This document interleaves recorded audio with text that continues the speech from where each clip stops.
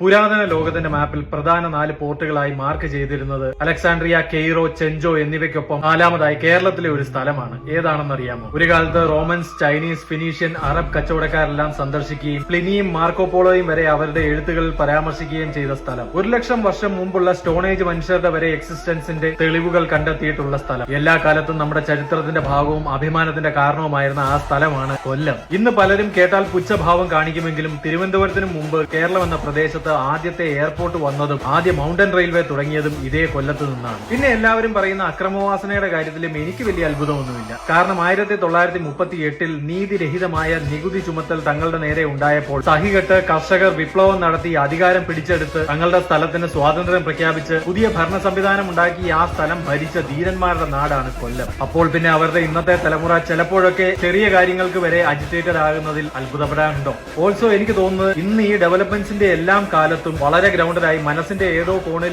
ഇന്നും ആ പഴയ മനുഷ്യരായി ജീവിക്കാൻ ആഗ്രഹിക്കുന്നവരാണ് കൊല്ലംകാർ എന്നാണ്. കാര്യം ഇങ്ങനെയൊക്കെയാണെങ്കിലും ഈ നാടിനൊരു ആവശ്യം വരുമ്പോൾ മുന്നിൽ നിൽക്കാൻ ഇവർ എന്നും ഉണ്ടായിട്ടുണ്ട്. 2018 ഫ്ലഡ് സമയത്ത് നമ്മൾ അത് കണ്ടതുമാണ്. So dear people, please know, Kollam is beyond പച്ചലൈസ് and pappadam. And the next time you dare to troll Kollam, remember, the fury is real.